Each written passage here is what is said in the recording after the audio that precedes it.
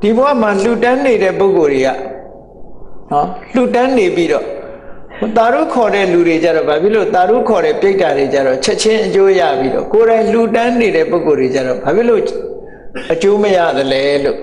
မေးကောင်းမေးချလိုက်မယ်နော်မေးကောင်းမေးချလိုက်မယ်ရေထဲမှာမိုးရွာနေရင်တော့သိပ်မထင်ရှားဘူးပေါ့ရှိနေတဲ့ပုဂ္ဂိုလ်တွေအတွက်မှာဒါနကောင်းမှုကမထင်ရှားတယ်လို့ဖြစ်တယ်သို့တော်လည်းတကယ်စဉ်းစားကြည့်လို့ရှိရင်ဒါနကောင်းမှုတွေလုပ်နေတဲ့ပုဂ္ဂိုလ်ဟာအစစအရာရာအစဉ်ပြေနေတယ်ဆိုတာတော့သိကြတယ်လူတိုင်းဟာကုသိုလ်ကောင်းမှုလုပ်သူနဲ့မလုပ်သူကအမှန်တမ်းကွာခြားတယ်ဒါအတိတ်ဘဝကအခြေအနေတော့ရှိကောင်းရှိနိုင်တယ်ပေါ့ကုသိုလ်လုပ်တဲ့ပုဂ္ဂိုလ်ဟာအားလုံးအစဉ်ပြေလာပြီးတော့လက်လက်ပါရှားပါတယ်လို့မရှိဘူးဘုန်းကြီးတို့လည်းဒါကိုတတိထားမိတယ်ငယ်စဉ်ကနေစပြီးတော့ကိုယ့်ကိုတတိထားမိတာဒါကြောင့်လို့လဲစိတ်ထဲမှာယုံကြည်တယ်ပေါ့နော်အေးကိုရင်းဘဝတွေကရလာတာကိုရလာတဲ့သင်္ကန်းလေးကိုမိတ်ဆွေတွေတကယ်ချင်းတွေကိုမျှဝေပြီးတော့ပေးခဲ့တယ်နောက်ရဟန်းဖြစ်တဲ့အခါကျတော့ရဟန်းခံတယ်ဆိုတော့ရဟန်းလောင်းအနေနဲ့လောင်းကြတာလှူကြတာသိစင်းမှာရှိတယ်ပေါ့အဲ့တုန်းကလှူသမျှတွေလှူတဲ့သင်္ကန်းတွေမျက်နှာတုပ်ပွားတွေဆပ်ပြခဲတွေဆိုတာလို့အဲ့ဒီရဟန်းခံပွဲမှာတကယ်ချင်းတွေကလည်းလာကြတော့သူတို့ကိုခွဲပြီးတော့လှူလိုက်တာအမှတ်တရပဲအဲ့လိုလှူလိုက်တဲ့အတွက်ကြောင့်သင်္ကန်းနဲ့ပတ်သက်ပြီးတော့ရှားပါတယ်လို့တခါမှမကြုံခဲ့ဘူးပေါ့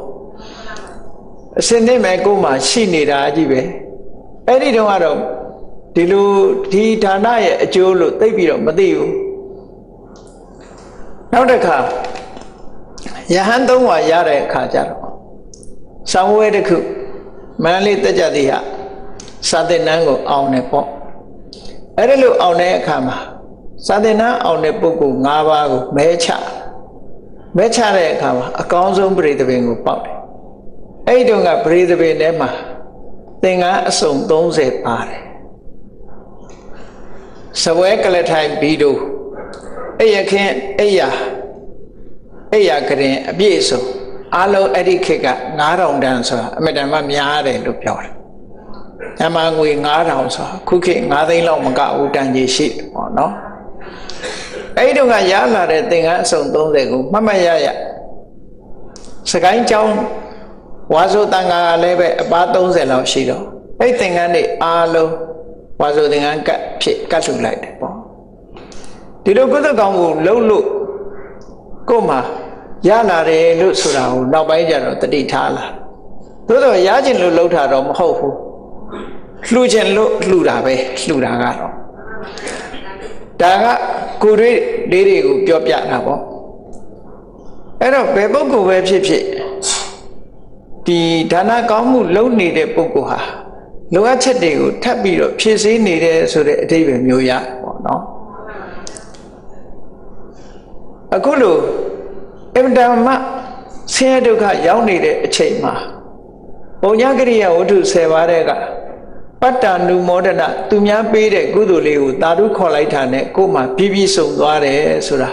လွန်နာလို့တော့မဆိုနိုင်ဘူးကုသိုလ်တရားရဲ့အကျိုးတရားဟာချက်ချင်းခံစားရတယ်လို့ဒီလိုဆိုတာเนาะအဲ့ဒါဖြင့်ခုခေတ်လူတွေတာရုတွေခဏခေါ်နေကြတာဘာလို့မရတာတော့လို့မေးကောင်းမေးလိုက်မယ်ခုနလိုပဲရေထဲမိုးရွာနေတာပဲလေကိုကပြည့်ပြည့်စုံနေတာဆိုတော့ဆိုပါတော့ရှိနေတဲ့လူတွေကိုထမင်းတနက်ခေါ်ကြွေးလည်းပဲသိပြီးတော့သူ့မှာစားရလဲသိမထူချဘူးမစားရလဲသိမထူချဘူးဘာလို့လို့ဆိုရှိနေတာပြည့်စုံနေတာမပြည့်စုံတဲ့လူတွေကြတော့အမှန်တမ်းထူချသွားတယ်ပေါ့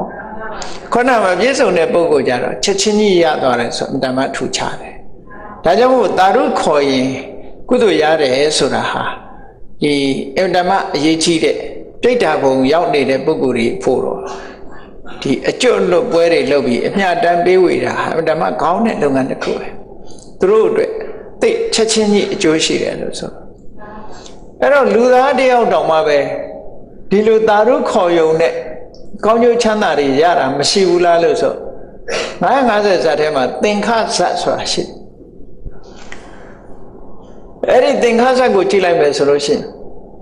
ဘုရားလောင်းသင်္ခပုံနာကြီးကကုသကောင်မှုလုပ်ပြီးတော့ပင်လယ်ထဲသွားတဲ့အခါသင်္ဘောပြက်သွားတယ်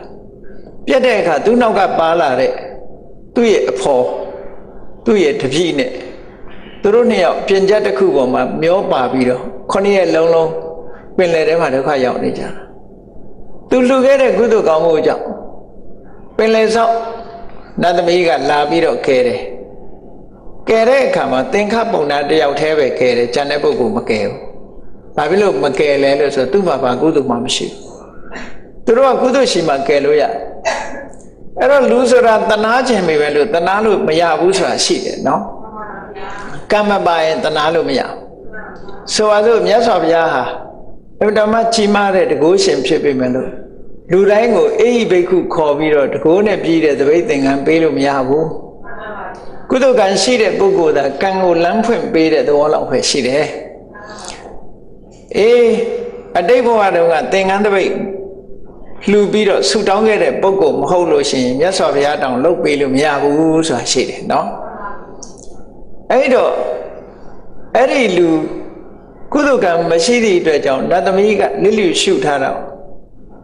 ဟိုဘုရားလောင်းသင်္ခပုံနာကသူကနားလေတယ်သူ့ကိုကယ်ဖို့ပြောတဲ့အခါကျတော့မကယ်ဘူးကွာအဲ့တော့သူ့ကိုကုသိုလ်ရှိအောင်ဘယ်လိုလုပ်ပေးတုံးဆိုတော့လမ်းမှာလာတော့ငါလှူခဲ့တဲ့ဖဏတ်တို့ထီးတို့လှူခဲ့တဲ့ကုသိုလ်ကောင်းမှုရှိတယ်အဲ့ဒီကုသိုလ်ကိုမင်းအတွက်အမျှဝေပါတယ်ဆိုတော့ဟိုလူကတာရုခေါ်အဲ့ဒီတာရုခေါ်လိုက်တဲ့အခါမှာသူ့ကိုကယ်လို့ရသွားတယ်ကဲတာရုခေါ်တဲ့ကုသိုလ်ဟာလူသားစင်စစ်ပေါ်မှာလည်းအကျိုးသက်ရောက်မှုရှိတယ်နော်အဲ့ဒါကိုသတိထား